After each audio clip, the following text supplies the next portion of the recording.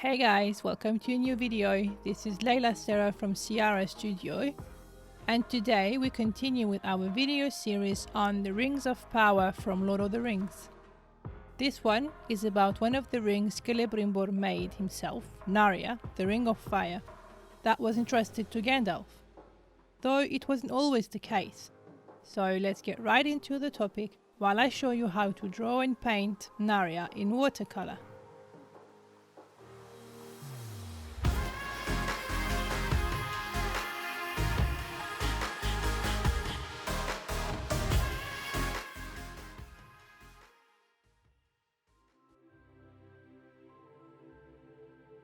You can easily find the image reference I used for this illustration if you Google Gandalf's ring or Narya. Feel free to check it out and follow along as I show you the step-by-step process to paint Gandalf's ring.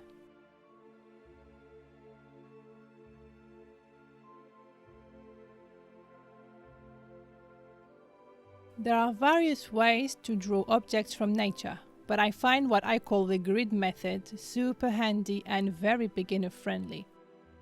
You should definitely give it a go for three main reasons. You have full control and get to redraw with precision what you see, with as little detail or as much detail as you want. You can easily scale your illustration up or down, and you get to train your eye to observe and analyze your image reference, to get a better understanding of proportions and how the composition works. If you need a step-by-step tutorial on how to use the grid method to scale an illustration up or down, let me know in the comments down below. Since there isn't much details on this ring, I went for an 8x5 squares grid. I used my trusty all-time favorite rod ring set square to trace it. The markings on the set square helped me get my measurements right and trace the grid in no time.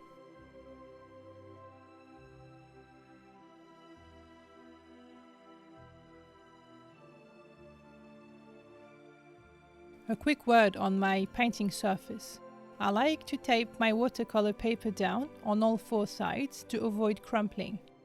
When I know I'll be using lots of water to paint, for a landscape or a seascape for example, I usually stretch my paper beforehand.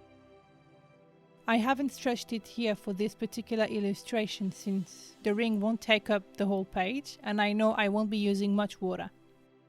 So I simply tape it on all sides on an MDF board I salvaged from the back of a shelving unit I had hanging around. And it works out great for me because I'm free to rotate my work in any direction I want to access every corner I need to paint, without having to worry about smudging the areas that are still wet.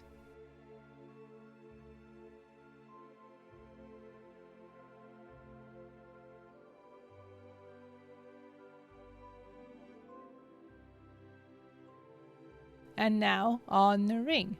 Unlike Narya, Galadriel's ring, this ring is quite simple. There isn't much details to it, and it's a typical men's ring design.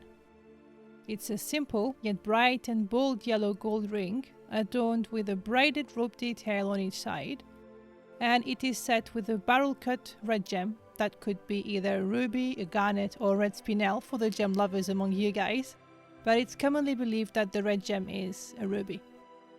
And it is to remind us of fire, of course, since Nar in Quenya means fire.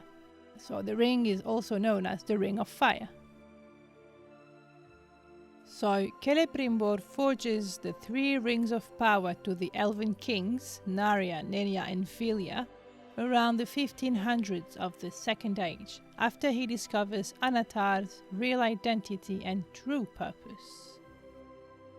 Sauron, in disguise, calling himself Anatar, or the Lord of Gifts, made the Guild of Smiths in Eregion believe that he was sent by the Valar, Aule in particular, to teach them tips and tricks on metalworking, crafting and ring making.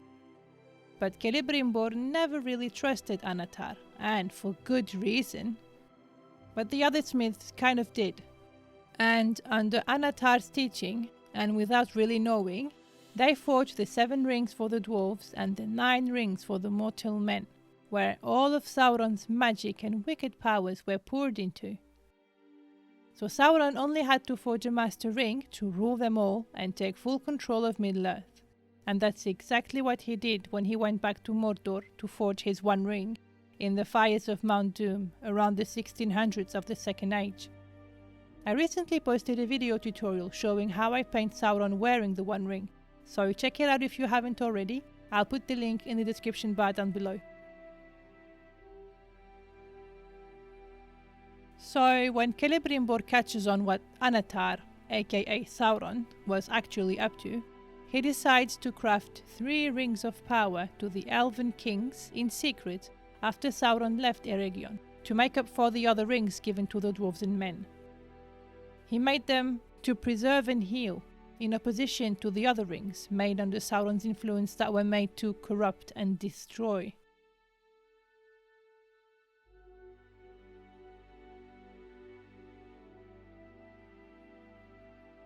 The 3 rings for the elves are the fairest of the rings of power, since they haven't been corrupted by the Dark Lord. They've been made without his knowledge, but still they remain somehow under the influence of the One Ring.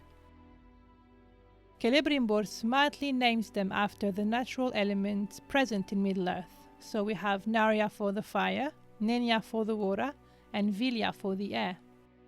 He quickly sends them away for safekeeping, before Sauron notices and tries to recover them. And of course, Sauron quickly hears about the rings, and as you would expect, he went nuts. He attacked Eregion, captured and tortured Celebrimbor to know where the Elven rings were. But brave Celebrimbor didn't snitch, and his secret died with him. We, the readers, know that Nenya was sent to Galadriel in Lothlorien, while both Narya and Vilya were sent to Gil-galad in Lindon. Gil-galad kept Vilya and entrusted Narya to Círdan the shipwright, one of his lieutenants and master of the Grey Havens, who then gave it to Gandalf when he arrived in Middle-earth in the year 1000 of the Third Age, I believe.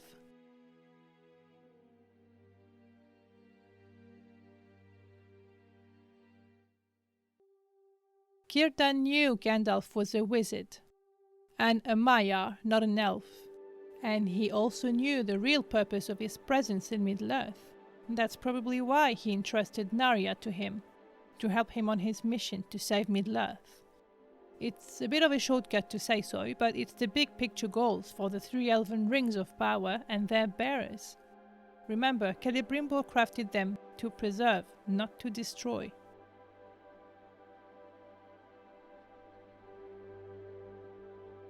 Regarding Narya's powers, it is thought that his bearer, so Gandalf, has the power to lift people's spirits, to bring courage and hope during times of tyranny, oppression and despair. Gandalf's presence is often welcomed as a sign of hope and resistance for those who fight against Sauron's and Saruman's oppression, It is also believed that the Ring of Fire protects against the weariness of time and has other magical properties and fire powers, obviously. Gandalf, being the secret wielder of Narya, probably got a little nudge from the Ring of Fire to win over the Balrog dwelling in the mines of Moria. And we could also mention Gandalf's fireworks, but that's a discussion for another time, my friends.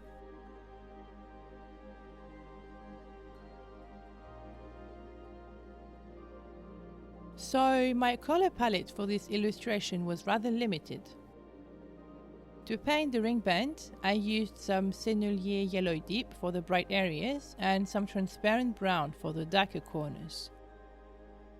I'm painting the gemstone with the Sennelier Red, and I added a touch of transparent brown to darken my red to paint some of the facets corners. Instead of painting triangles of different size and transparency, I wanted to show you another technique to paint a gem in watercolor. I first applied a very light wash on the main big facets, then I'm going back on them with the brush loaded with paint, and I'm laying free-form shapes, darker in color, close to the facets corners, and I make sure I leave some areas white for the highlight. And with a dry and clean brush, I blend the different areas together while they are still a bit damp.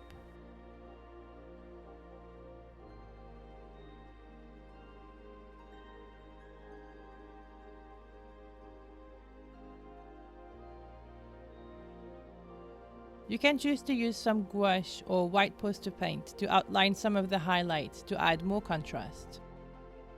And that's one of many ways to paint a gem in watercolor.